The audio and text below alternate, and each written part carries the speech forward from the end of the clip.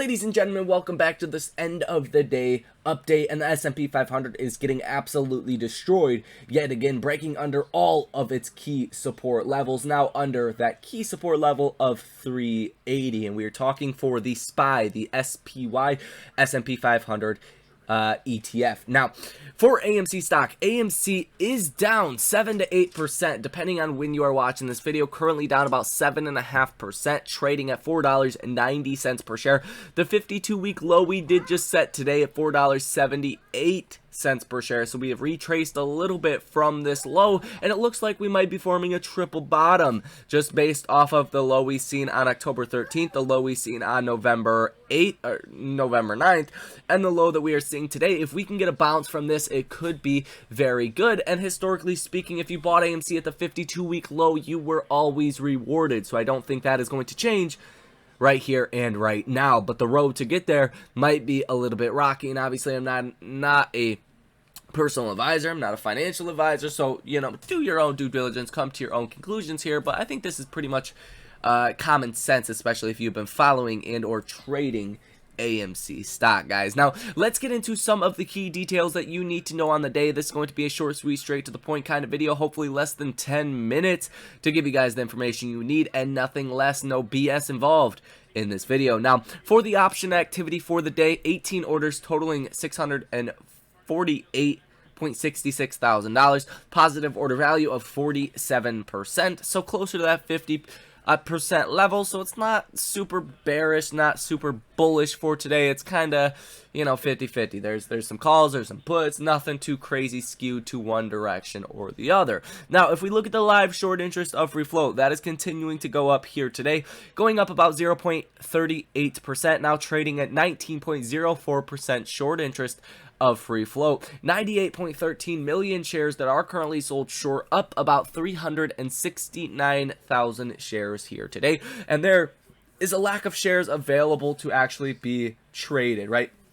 People want to take out short positions, they want to take out stock and borrow stock, but there's not shares available, and that is helping to keep the cost to borrow rates spiked very, very high. Cost to borrow average sitting at about 29.15%, cost to borrow max at 38.06%, and cost to borrow minimum at 19.21%, guys. That's basically it as far as the Ortex data. You can also see the days to cover sitting at 6.52, and the free float that is out on loan at 33.5 gosh, percent.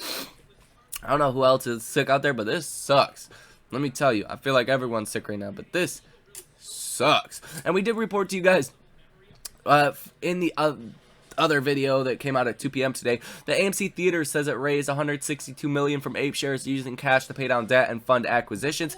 At the same time, you have the street coming out and saying that AMC at its current levels is basically like a ticking time bomb, and I do happen to believe that as well. Now with the Avatar 2 box office, that was a big disappointment for the domestic box office, whereas the international box office was about $500 million, which is very much in line with the expectations for this film, guys. Now let's get into some of the other key things that are going to be happening over the next couple of days. And as far as economic data is concerned, you really don't have too much. You had new housing starts today, which was worse than expected, and that has helped fuel some of this downturn in the markets that we have seen today. It has certainly not helped things, but from now until Friday, you really don't have all too much, and that could be a positive thing for the markets, because when you don't have a lot of economic data, you can tend to see a kind of relief rally, right?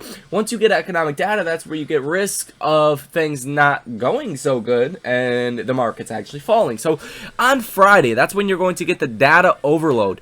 Personal income month over month, personal spending month over month for November, durable goods orders month over month for November, coming out at 9:30 in the morning. Also the PCE index, this is a core measure of inflation from the Fed, and that will also be super important along with all of these other data points coming on Friday, and that's probably where we're going to see a really big move to close out this week. So there is that. As far as the stock tracker data, it's pitiful what we're looking at, guys, to be honest with you. For December 23rd, that is going to be this Friday, 421 calls that are in the money, 130,000 calls that are out of the money. For puts that are in the money, sitting at about 34,000. Puts that are out of the money, sitting at about 11,000. So very, very bad numbers that we are seeing here. But there is a lot of put or calls that are out of the money. If we do see the stock go up, that could force some of those to go into the money, and that could be a rapid move to the upside by the end of this week, and that is always a possibility. Now, if we take a look at what the bonds are doing today, bond yields are falling today. Well, bond yields are actually rising today for the first time in quite a while. You guys know the inverse relation with TLT and the bonds. When TLT is going down, bond yields are rising. When TLT is going up, bond yields are falling. And bond yields have been essentially falling for so long now, very consecutively since early November, over a month now, pretty much just parabolic rallies in bonds and bond yields falling.